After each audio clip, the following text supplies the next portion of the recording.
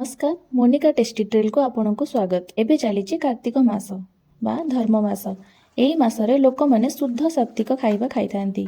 आउ आज हेउची पंचकर प्रथम दिन। सेही अवसर रे मु आज बनेइची बिना पियाज रसुन रे भेज थाली। भेज थाली रे मु आज बनेइची अरुआ भात, डालमा, आउ फुलकोबी आलू कोरमा और टमाटो खटा ता सहित सलाड।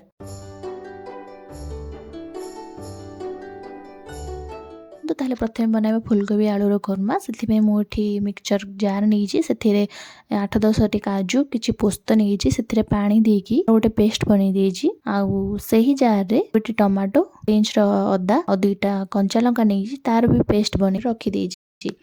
आउपटे मु कोबी आ आलू को काटी देजी। गैस ऑन कर कड़ई बसई देजी। किछि तेल पकईची आलू को फ्राए करबा पई कड़ई रे पकई देजी। आलू पकई साला परे मु सेथिरे किछि लूण देइची। आलू को किछि समय फ्राए करबा पई छाडी देबा। गोल्डन कलर हबा जाय ताको टिके फ्राए करबा। एबे गोल्डन कलर हे गलानी। एबे आलू को काढी देबा। भी पकई देइची किछि लूण भी देइची। गोल्डन कलर टिके हबा जाय टिके फ्राए करबा। फुलकोबी कलर मध्ये गोल्डन हे जाइची। फुलकोबी मु बाहर को काढी देइची। एबे सेही कड़ारे गोटे टेबल स्पून ऑयल लेइची। मु गोटे तेजपत्र, गोटे दालचीनी खंड, 2टा लवंग और 2टा गुजराती और किछि जीरा पके ताको फास्ट फ्राए करिया को रखी देइची। किछि समय ताको फ्राए कला परे से भलो से फुटी गला परे सेथिरे मु टमाटर जो पेस्ट बनैतिल ताको सेथिरे ऐड कर देइची। टमाटो पेस्ट को भलो की कसिबा। तेल बाहर आरंभ हो सेते बेले जाय कसिबा। एबे धनिया पाउडर, गोटे स्पून हळदी आ गोटे स्पून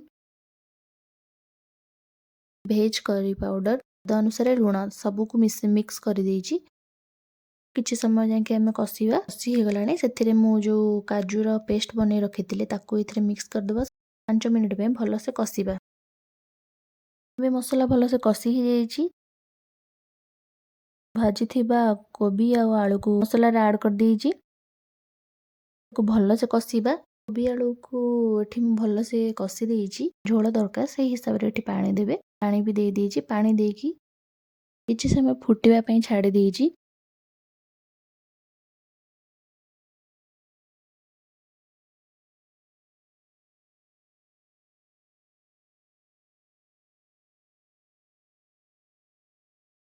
भी भलो से सिझी जाइची। गोटे स्पून गरम मसला, किछि कस्तूरी मेथी ऐड कर देइची। सबको भलो से मिक्स कर दवा। रेडी हे गला फुलकोबी आलू रो कोरमा। फुलकोबी कोरमा हमर रेडी हे जाइची। बे चलंतु बसाइबा भात। गैस रे पानी बसई दी पानी की किछि समय फुटिबा को रखि देबा। भलो से फुटी जाइची। मु सेथेरे धोई के रखिथिबा चावल ऐड कर देली। जेते बेले जाके भात होची सेते बेले जाके चलंतु हमें डालमा प्रस्तुत करिबा। दुई प्रकार डाली नीची, हरड डाली और मसूर डाली। 2टा डाली को भलो भाबरे धोई नीची। धोई सारला परे फास्ट डाली की प्रेशर कुकर रे ऐड कर दबा। डाली ऐड कर सारला परे काटे के रखिथिबा परिबा को ऐड करिबा। परिबारे आपण जहा नहीं परिबे। मु एठी नेइची कखारु ऐड कर देइची। 2टा गाजर नेइची, गोटे आलू, अमृतभंडा और गोटे बाईगण और फाळे कदली ऐड कर सारला परे किछि पानी देकी सेथिरे गोटे स्पून हळदी देइची। आउ स्वाद हिसाब रे लूण आउ किछि अदा को मु एठी क्रश करिकी सेथिरे दे देइची। आ गोटे टमाटो ऐड करिकी गोटे सिटी हबा जाके प्रेशर कुकर को बसई देबा। एबे चलंतु प्रस्तुत करिबा डालमा रे पकाइबा पई मसला बनाइबा पई मु एठी नेइची गोटे स्पून जीरा, स्पून पान मधुरी, 4टी सुखिला लंका, 3-4टी लवंग, 4-5टी गुजराती, गोटे दालचीनी आउ किछि तेजपत्र सबको भलो भाबरे भाजी देबा। ताको पोड़ीबानी भलो भाबरे भाजी सारला परे ताको किछि समय ठंडा हबा को छाडी देबा। मसलाटी भलो भाबरे ठंडा हो जाइछि ताको ग्राइंडिंग कर देबा। प्रेशर रे मध्ये हुइसिल दे दिछि। गैस बंद कर देबा। मुठी चेक करू जे डालमा भलो भाबरे सिझी जाइछि। बे चलंतु चिबा डालमा को छुंक करिया पई कि गोटे स्पून घियो नेइची आउ किछि सुखिला लंका ऐड करिछि। थिरे गोटे स्पून पंच फुटणा ऐड करिछि आउ किछि अदा को छिच्ची के रखिथिली को मध्ये ऐड कर देइछि। गोटे स्पून सुखिला लंका रो गुंड को ऐड करिछि। सबको भलो भाबरे फुटिला परे ताकू मु एठी छुंक दवा पई कि रखि देइली। डालमा एठी भलो भाबरे छुंक ए जाइछि। सेथिरे हम जो मसला बनैथिले ताकू मु एठी ऐड करिकि किछि धनिया गार्निश पई रखि देइछि। एबे हमर डालमा प्रस्तुत हो गला।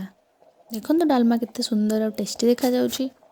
आपण भी आपनक घरे निश्चय ट्राई करंतु। सब आइटम बनि गेछि। बाकी एबे रहिछि टमाटो खटा। चलंतु टमाटो खटा बनेबा आरंभ करिबा। मेथी गोटे कड़े नहीं कड़े गोटे टेबल स्पून ऑयल देजी ऑयल टी भलसे गरम है मुझे दीटी सुखिला लंका दीटा तेजपत्र गोटे स्पून पंचफुटन भूसंग पत्र आड करके सबको भल फुटा छाड़ी देछि। एबे हमर फुटण भल भाव फुटी सारी मुझे काटी रखि टमाटो को आड करदेवी। टमाटो आड कर सारा मुझे किसी स्वाद अनुसार लुण आड करी आड कर सारा भल से मिक्स कर देछि। मिक्स कर सारा मु ढांकुणी घोड़े किसी समय फुटा को छाड़ी देछि। टमाटो टिके सॉफ्ट हो जाए मु किछि पानी ऐड करी देछि।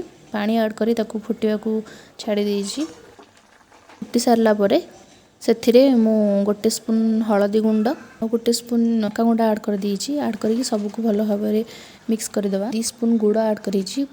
आंब कसिया अदा को मु कुटिकी रखी देथिली आंब कसिया अदा ऐड कर देबा। कंचा लंका मु ऐड करिछि। एथिरे सब किछि ऐड करि सारला परे घोड़े देछि। घोड़े के 5 मिनिट पई भल से फुटिया को छाड़ी देली। देखु आमर गरमा गरम खट्टा भी रेडी हो गला। चलतु एबे सर्व करिबा।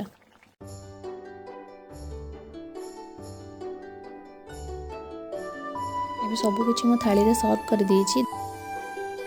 काकुड़ी किछि काटिकी भी मो थाली रे ऐड कर देछि। किछि सजै सारला बेल थाली देखंतु केते सुंदर लागुछि। जदि आपनको ये रेसिपी भल लगी ताहले आपण आपनको घरे ये रेसिपी ट्राए करंतु और केमिति लागला मते कमेंट रे निश्चय जणांतु। चैनल को सब्सक्राइब और लाइक करबा भूलिबे नाही। देखा हबा आ गोटे वीडियो रे।